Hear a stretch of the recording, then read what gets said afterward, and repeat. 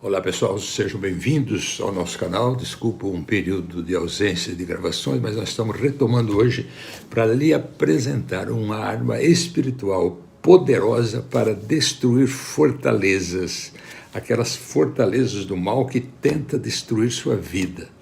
O tema é o poder do jejum. Você vai entender, nós vamos mostrar na palavra o que representa o jejum da sua vida, como que você trabalha isso. Existem vários motivos para jejuar, um deles é que é bíblico. Nós vamos mostrar na palavra, o jejum aparece no Velho Testamento pelo menos 40 vezes e talvez umas 31 vezes no Novo Testamento. Então nós não estamos falando algo que é religioso, nós estamos falando algo bíblico. Então, qual seria o motivo que nós teríamos para colocar em prática, usar essa arma poderosa para destruir o mal que tenta destruir sua vida? Por exemplo, você está num período de tristeza, de abatimento, tristeza sem causa, ou ocorreu algo e você não quer aquilo, você não está gostando daquilo, então você oferece ao Senhor um jejum e Deus vai te dar uma recompensa conforme está na palavra. Agora, a causa principal do jejum, para você entender, é para você ser vitorioso sobre a carne. Quando o jejum não vai mudar Deus, todos sabem disso, não é isto. Mas o jejum vai disciplinar a sua carne. Vamos imaginar que você tem um vício e ali então você retira um alimento que você gosta. Você deixa de tomar café da manhã. Você fica 24 horas em jejum. O que aconteceu? Você mortificou a carne. A carne, aí quando vem o vício, você está mais preparado, porque você prepara o domínio sobre a carne. Não permitir que a carne te domine.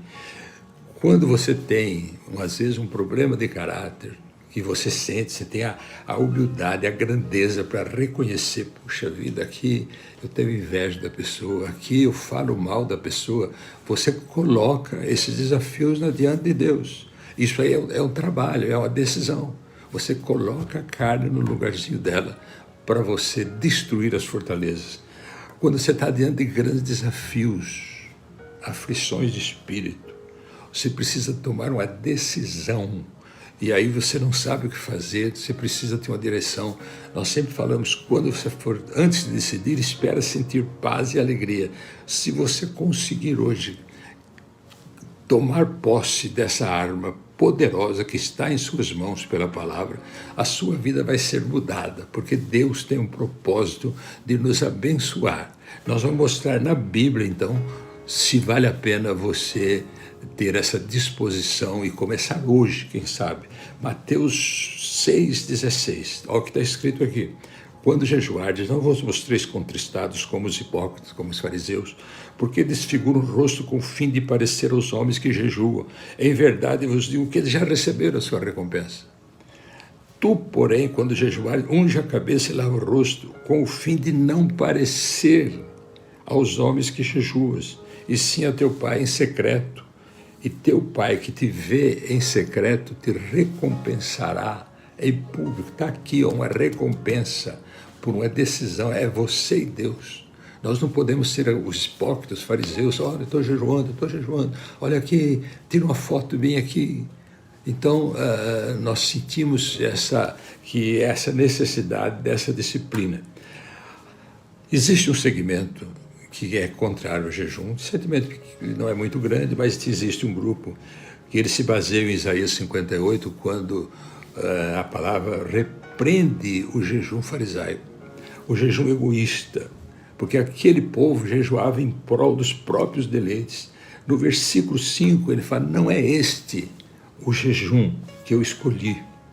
Os fariseus jejuavam 2 dias por semana, regularmente, eram regulares naquilo, e Jesus não aceitava. Mas lá no 58:11 fala que os que obedecerem o verdadeiro jejum receberiam a recompensa, seriam como mananciais de águas no deserto, seriam pessoas que renasceriam. Então eu queria que você compreendesse essa palavra. Quando nós falamos em religião farisaica, a religião é um termo de religar-se com Deus, mas deteriorou-se. Na verdade, a prática religiosa de muitas pessoas não toca o coração de Deus, porque Deus toca naquele que se entrega. Então eu costumo dizer que religião forma pedintes. E a palavra de Deus forma os obreiros da seara. Aqueles que levam a palavra, que têm coragem, que vive o que prega, prega o que vive. Então essas são as características dos homens de Deus, que são muitos, assim também como tem os fariseus do nosso meio, que utilizam o meio religioso. Atos 13:3, nós temos uma passagem que o apóstolo Paulo, ele se encontra em Antioquia. Para você ter uma ideia, daquela época, Antioquia era a terceira cidade maior do mundo, 500 mil habitantes. A primeira era Roma, a segunda era Alexandria. E Paulo se reúne ali numa congregação. Para que eles estavam reunidos ali? Paulo e Barnabé. Aí fala que todos estavam em jejum e oração. E aí Deus falou no meio deles: separai-me a Paulo e Barnabé para a obra que os tenho designado. Então você veja que Deus atende quando existe um propósito. Estavam em jejum. Então esse mover de Deus ali caracteriza, quando você for fazer algo que você não está no espírito, acontece como aconteceu com Marcos, que seguiu na viagem e não prosperou, ele voltou. Ele viu que a vara era muito pesada. Lá em Perge, o apóstolo contraiu uma leita, ele se viu com medo e voltou. Então, tudo que você for fazer, você tem que orar primeiro para sentir alegria. Isso que nós estamos falando, se você sentir alegria, começa hoje. Mas só você e Deus, ninguém precisa ficar sabendo. Você tira, por exemplo, o café da manhã, você fala: não, eu vou jejuar por esta causa e Deus vai te recompensar. Veja que Daniel, capítulo 9, versículo 3, ele estava em profunda oração, súplicas e jejum. A Bíblia cita o jejum.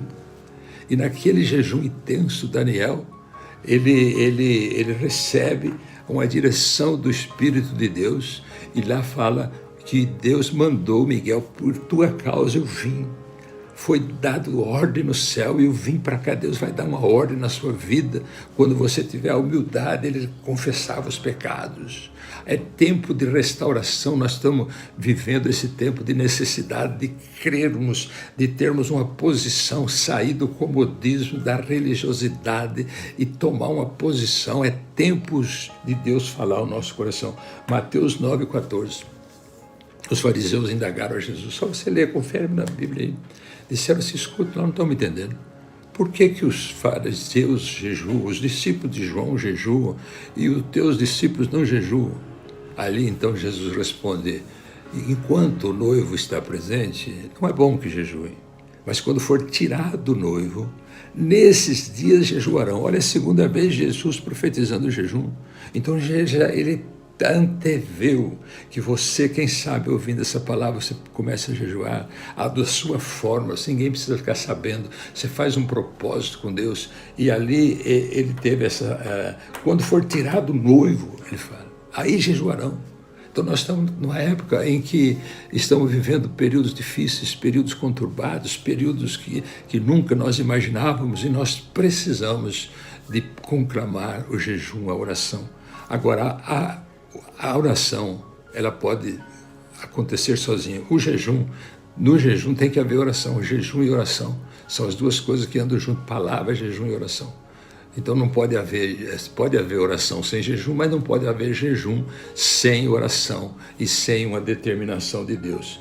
Veja, quando Jesus jejuou 40 dias no deserto, foi um jejum sobrenatural. Nós não podemos fazer isso. Moisés também foi um jejum sobrenatural. Nós estamos falando do jejum, o jejum verdadeiro, o jejum que nós temos condições, e faça do seu jeito. Pode ser tirar um café da manhã, 24 horas. Se você é mais jovem, eu jejuava muito, acabava de jantar e só ia me alimentar igual o jejum de Davi, né? Antes do sol se pôr, e quando o sol se punha, ele se alimentava. É uma forma, depende de você. Isso não vai lhe fazer mal nenhum, pelo contrário, você vai estar muito mais fortalecido para enfrentar o pecado que rouba você de Deus.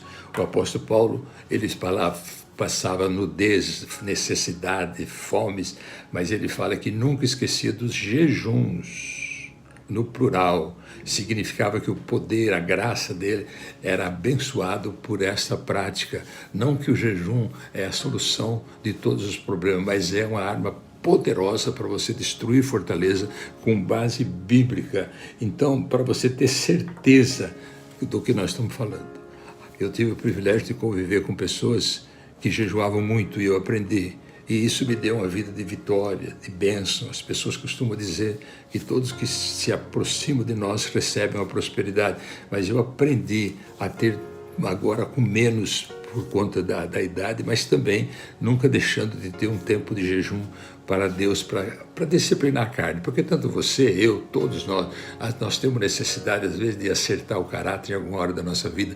Nós temos o nosso jeito dos nossos antepassados, que nós precisamos dessa bênção. Deus vai te abençoar se você entendeu. Não vai existir maldição hereditária, não vai haver mal na sua vida, porque você vai ser vitorioso. Agora, para fechar, para você entender que o que nós estamos falando não é apenas uma palavra breve, lá em Mateus 17, 21, chegaram para Jesus indignados após: Senhor, por que nós não conseguimos expulsar o demônio? Aí Jesus disse assim: porque existem castas de demônios que só se expulsa com jejum e oração. Então veja a terceira vez Jesus citando, além dos 40 dias de jejum dele no deserto. Ele era o único que não precisava ir para o deserto, nós teríamos que ir, mas ele foi para pagar os nossos pecados, ele foi pela cruz.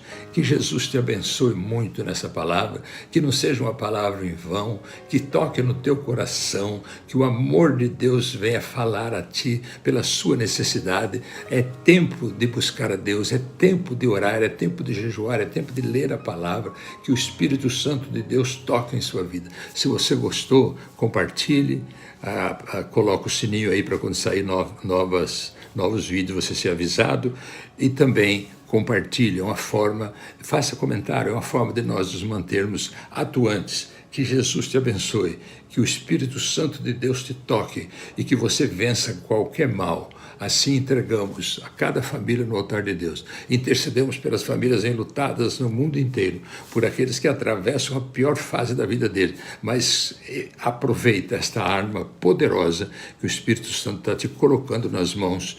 O jejum bíblico não vai mudar a Deus, mas vai mudar a nós. Nós vamos ser tratados e vamos disciplinar a nossa carne. Até a próxima. Deus abençoe.